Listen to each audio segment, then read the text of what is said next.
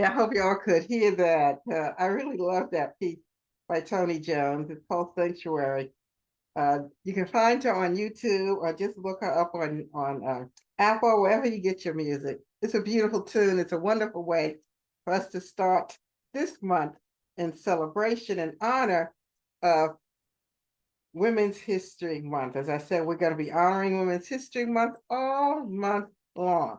So we invite you to just share with us.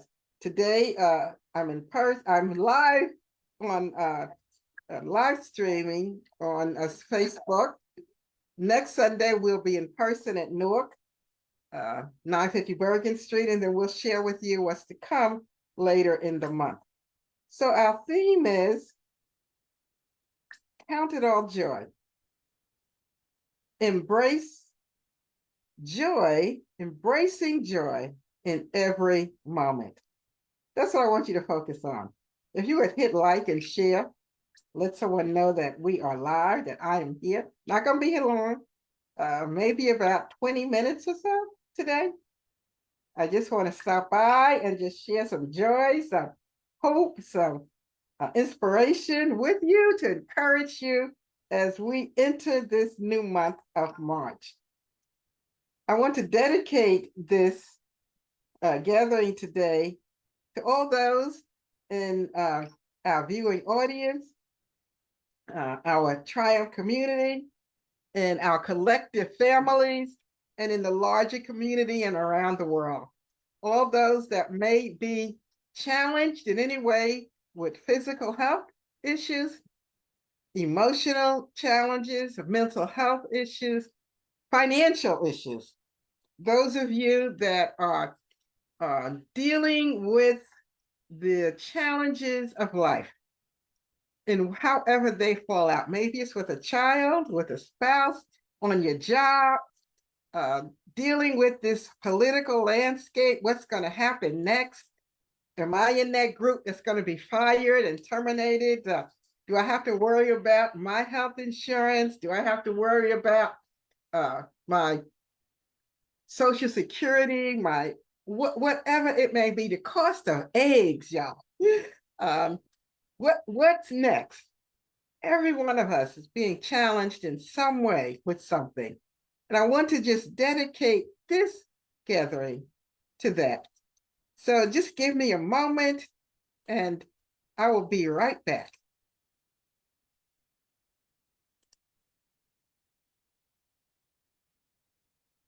Yeah.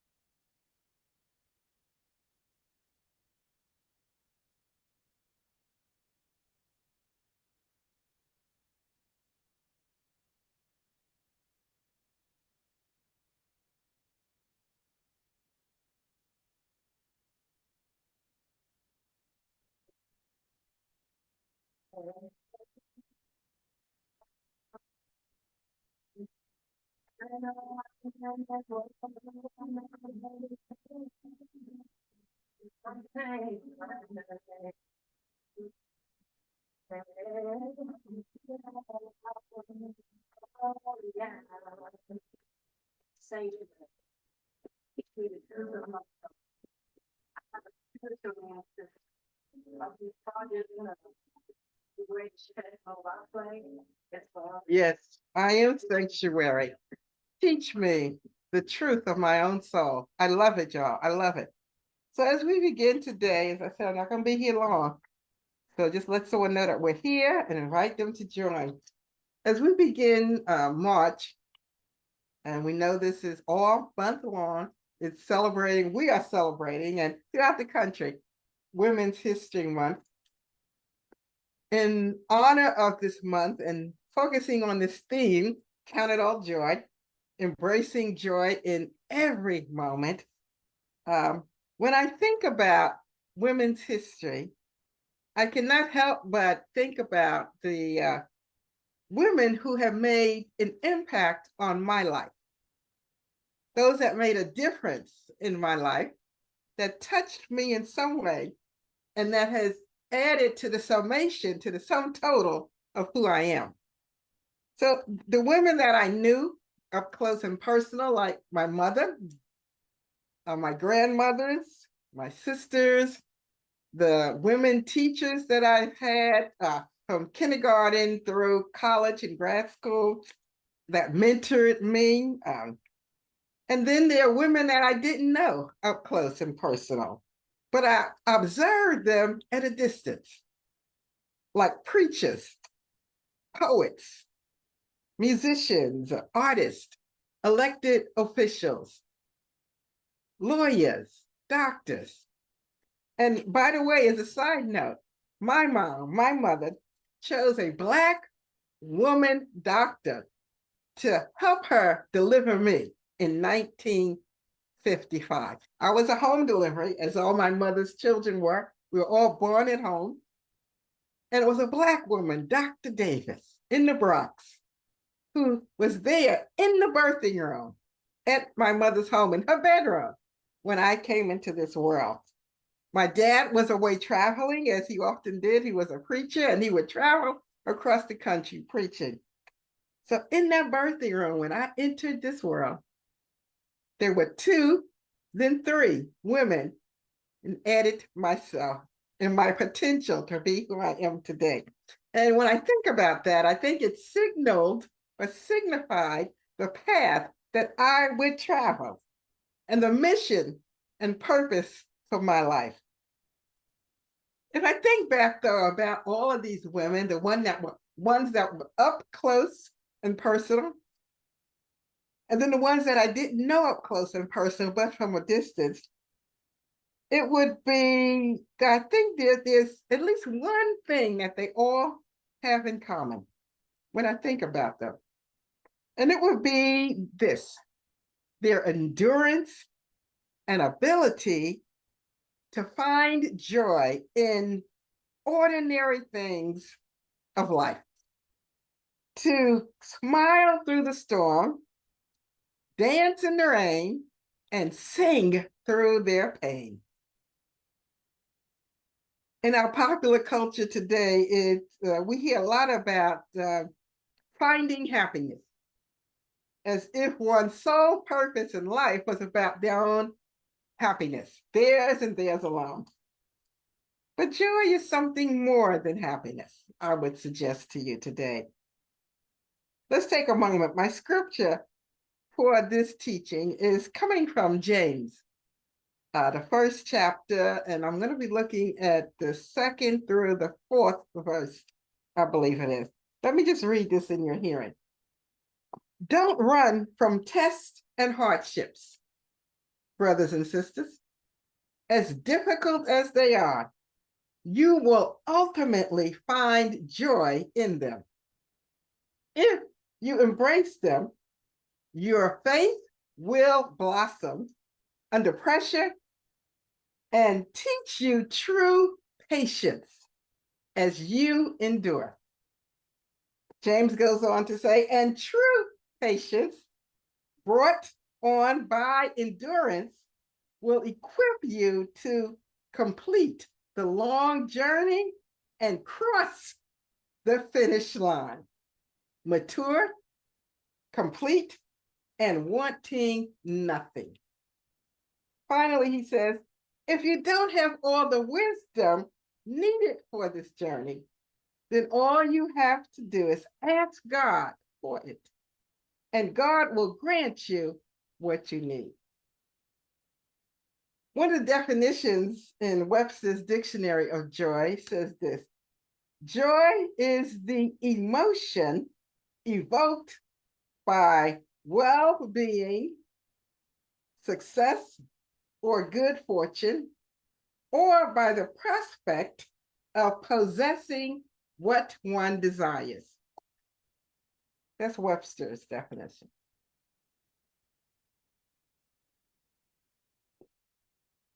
Let me just offer you this for Reverend Lady Mother Sandra as my way of describing joy. Joy is an energetic response to external circumstances. It is something more than a feeling. In the Tao, which teaches teachings I follow very closely. Joy is found in the natural order of things and through cultivating inner peace. Also, the Tao says that joy is a universal principle that underlies everything. So there are 6 principles here. 1, connecting with truth. 2, harmonizing with others. 3, tapping into source. 4, living life with wisdom. 5, transforming oneself. And 6, offering a helping hand.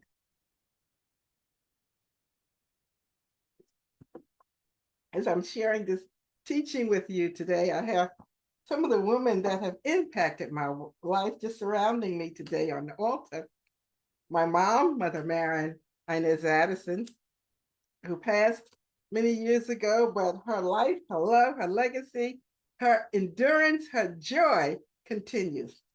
Another one is a woman I'll talk about later this month, Princess Adorka Laura Coffey, who was African born in West Africa, but she was the founder of the church that my dad ultimately became the leader of and the teachings in which I grew up in. So I'll share more about her later this month. But let's go on with joy. When I consider joy from a Christian biblical perspective, it is similar to the teachings of the Tao. It has some of those same ideas.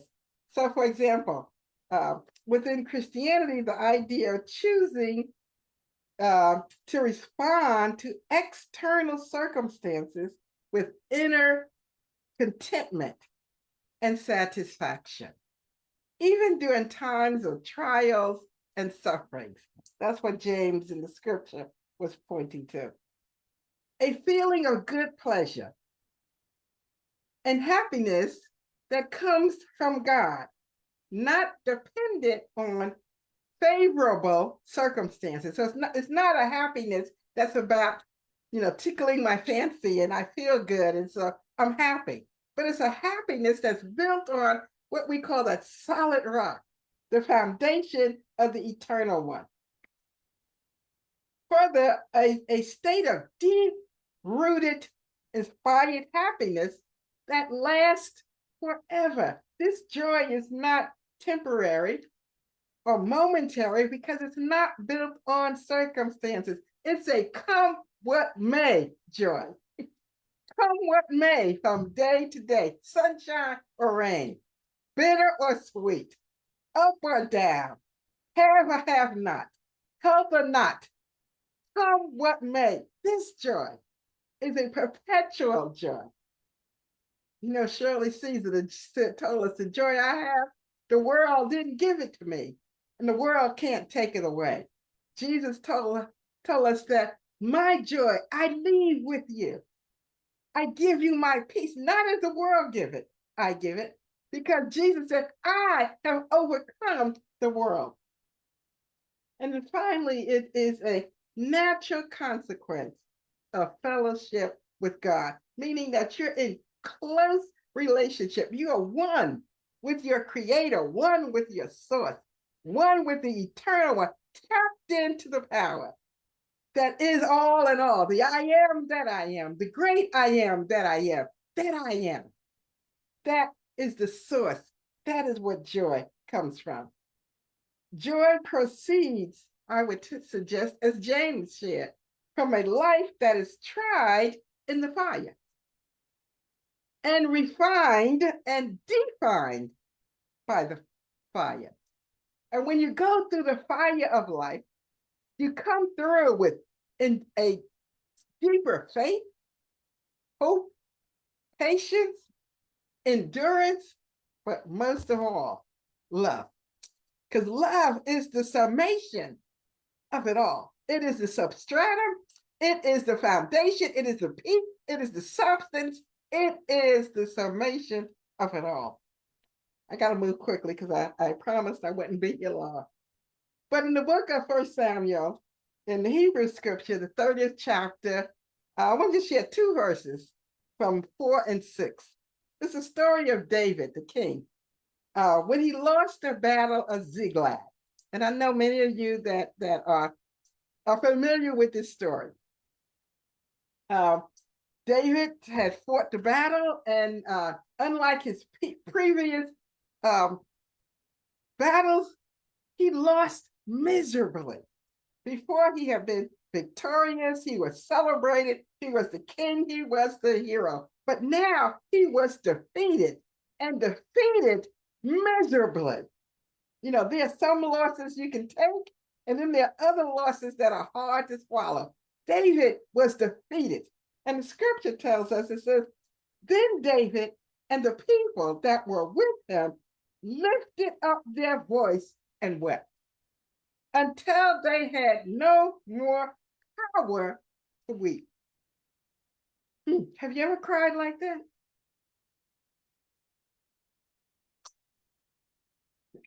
Have you ever cried until it was coming out of you where there were no more tears left?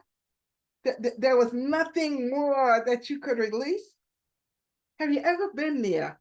Many years ago, I found myself at one point in life, because of the vicissitudes of life and the circumstances, I found myself balled up on the floor in the fetal position.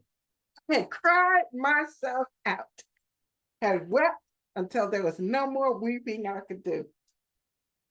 The scripture goes on to say, and David was greatly distressed, for the people spoke of stoning him, because the soul of the people was grieved. Everyone had lost their sons and daughters. They now didn't revere David. He wasn't their celebrated hero. He was now the cause of their suffering, and they wanted to kill David.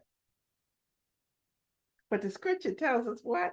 It says, David encouraged himself in his God. David went from being the hero king to the people wanting to kill him in a matter of moments. Life is like that. People will love you in the morning, and by nightfall, they'll hate you. That's why we don't put our trust and build our hope on people, but we put our trust, our faith, our hope in who? In what? In the eternal one that lives on the inside of us. The I am that is never absent from us. That is where we build our hope and what we build our hope on. Beware of those who tell you they love you when things are going their way. Wait until the tide turns. That's when true love surfaces, when we separate the wheat from the chaff.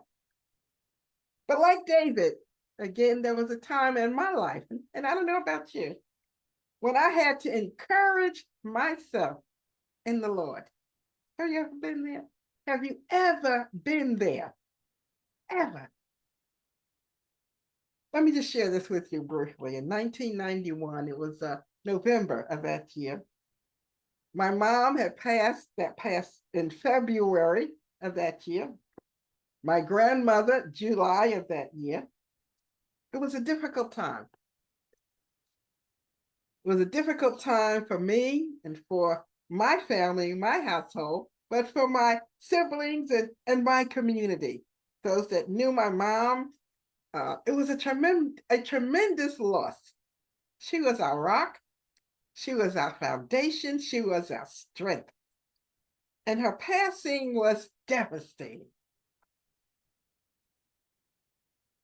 But it was also in that year, August. Mother passed in February, grandma in July. In August, I was diagnosed with breast cancer. And just like that, just like that, my life seemingly began to spiral.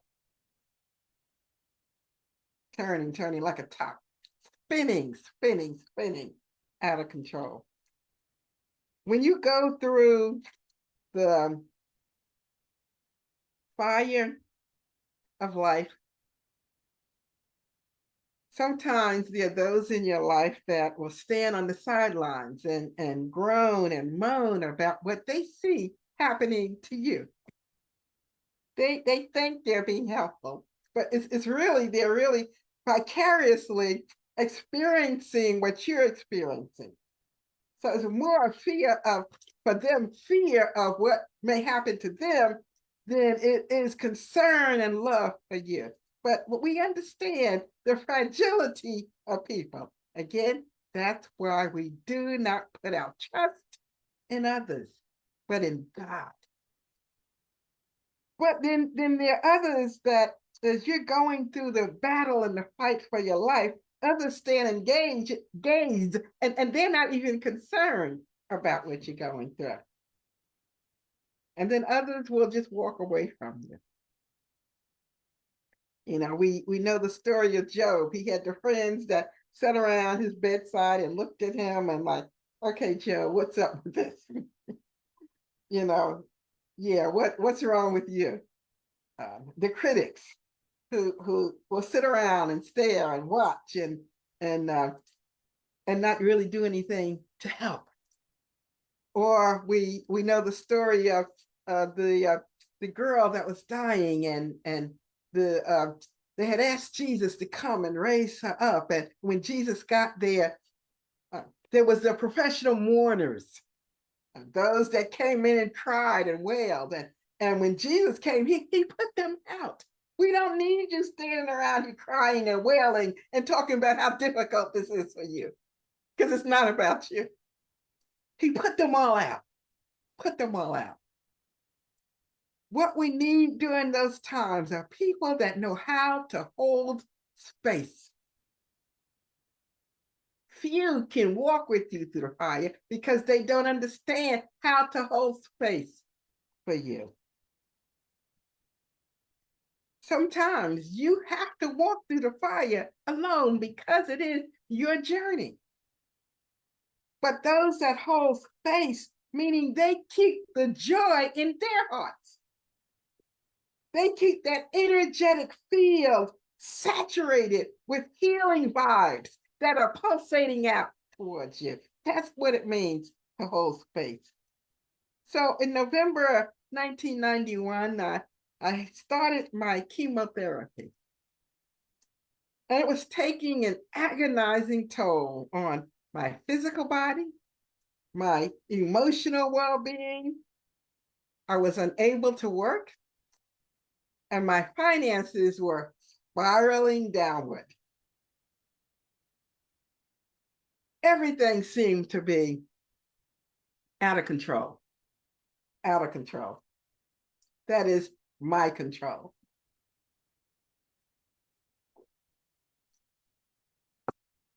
I was always a person that wanted to be in control of my life. I didn't care about being in control of someone else, but I darn sure wanted to be in control of me.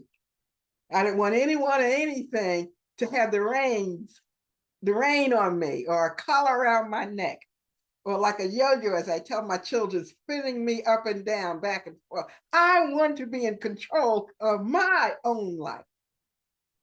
But at that time, I was losing it. Complete and total control.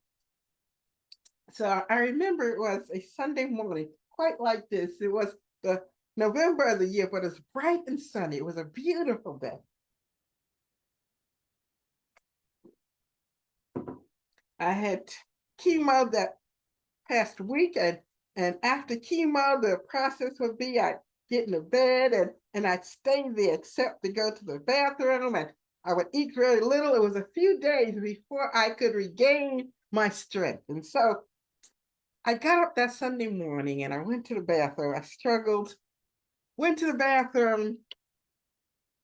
I didn't intend to stay up, but I had to use the bathroom, and I stood there looking in the mirror at myself. And I was a mess. My hair was thinning, my face was pale, I was a wreck and I looked a mess. I had a small radio on the counter in my bathroom. And when I came in the bathroom, I turned the radio on. It was Sunday morning. And I usually had it set to the station that would play gospel music or the churches back then. And as I stood there looking in the mirror, just getting more and more depressed, just looking at myself and like, is this me? Like what happened so in a matter of weeks and months and days? What happened to me? But as I'm standing there, caught up in my own cocoon, the preacher on the radio took his text from 1 Samuel 30. And he began to share how David, at a low moment in his life, defeated, afraid, seemingly caught between a rock and a hard place, no way out, began to encourage himself even in those circumstances. Well, as I listened, I think more with my spirit than with my natural ears to the minister, I am so thankful to God for that word, because it sparked in me a flame. The word connected with the word that had been planted in me from a child. Right there, right then, in my bathroom that Sunday morning, joy engulfed my soul, joy, and everything changed. Yes, I was still a cancer patient. I would return that week for my next chemo treatment. I still wasn't able to work. My pockets were empty. There was no change jingling. But in that moment, everything changed. I came out of that bathroom armed with joy. And I said, it's November, the holidays are coming. Let's get the house ready to celebrate. We got to wash these windows and change these curtains and just get the decorations up. My journey back to health and well-being began that very moment, that very day, in my bathroom, that Sunday morning, when I took a dose of joy. As I close, the scripture tells us that time and chance happens to everyone. In fact, in Ecclesiastes 9, it says, I saw something else under the sun. The race is not to the swift, nor the battle to the strong. Neither is bread to the wise, nor wealth to the intelligent, nor favor to the skillful. But time and chance happens to everyone, to all of us. So wherever you're at on your journey of life, right now, this Sunday afternoon, on March the 2nd, whatever you're going through, and particularly to my sisters, but I can't ignore our brothers, because they are our husbands, sons, brothers, fathers, friends, nephews. They come from us. And in fact, one of those small joys that I just experienced on yesterday afternoon was spending time with my grandson. In that moment, that moment of finding delight and happiness in those small moments, and waking up this morning, just still feeling that perpetual joy that never runs dry. This generation seems to think that life should be easy. I know.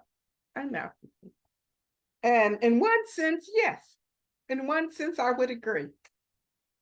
The battles that my parents and my grandparents fought, I should not have to fight those fights. And the battles that I fought, my children should not have to fight those fights. But each generation has its own battles to win. When we don't learn the lessons from our foreparents, we fight the same fight over and over and over again. We call it generational curses, but it's not. It's generational ignorance. When we refuse to learn the lesson that was taught to us, when we refuse to see and hear and observe and take from it the lessons that they left us. So whether it is what's happening in our world today, and I know there's so much discontent, anxiety, and anxiety is rising to elevated levels right now in this country, and it's not without cause. That I give you. However, the fight we are fighting, that the enemy that we perceive to see now is not a new one. We have seen this giant before. The bigger they are, the harder they fall. We have seen the defeat before. Let us in this moment learn the lesson of how our foreparents fought these battles in the collective realm, in the public sphere, and in their own personal lives. I think about my mom, who bore 11 children. She lost 2 of her sons. There were 4 boys and 7 girls. She lost 2 of her sons within a 6-month period to violent death. At that time, she had 5 children still underage that she had to raise. And she did it with joy. Yes, she could have went in her room, pulled the cover over her head, and refused to come out. She wasn't a drinking woman, but she could have picked up a bottle and said, listen, I'm going to drink my troubles away. Yes, she could have. She could have just abandoned us and went off and said, I have enough. I can't do this anymore. She could have. She could have checked out of life and not been present with us. But she chose joy. Not because she wasn't experiencing great pain. She indeed was. But she sang through her pain songs like, all things are possible if you only believe. Songs like, I come to the garden alone while the dew is still on the roses. He walks with me. He talks with me. He tells me I am his own. She sang these songs. I need thee. Oh, I need thee. Every hour I need thee. This is how she walked through the pain in her life. She danced in the rain. Yes, she did. She found joy, not because she was happy all the time, but the joy of the Lord was her strength. There are many tools and weapons you can arm yourself with in life, but I challenge you to let your striking position, that vantage point for which you take your aim, let it be from a position of joy. Position yourself. Make sure you're standing in a place of joy. You will always win regardless of the circumstances or the external forces. The joy of the Lord is indeed your strength, meaning that I am that I am, that's within you, that I can do all things through Christ, which strengthened me. The one that my grace is sufficient because my strength is made perfect in weakness. That is where the joy comes from. And from that vantage point, you will always be victorious.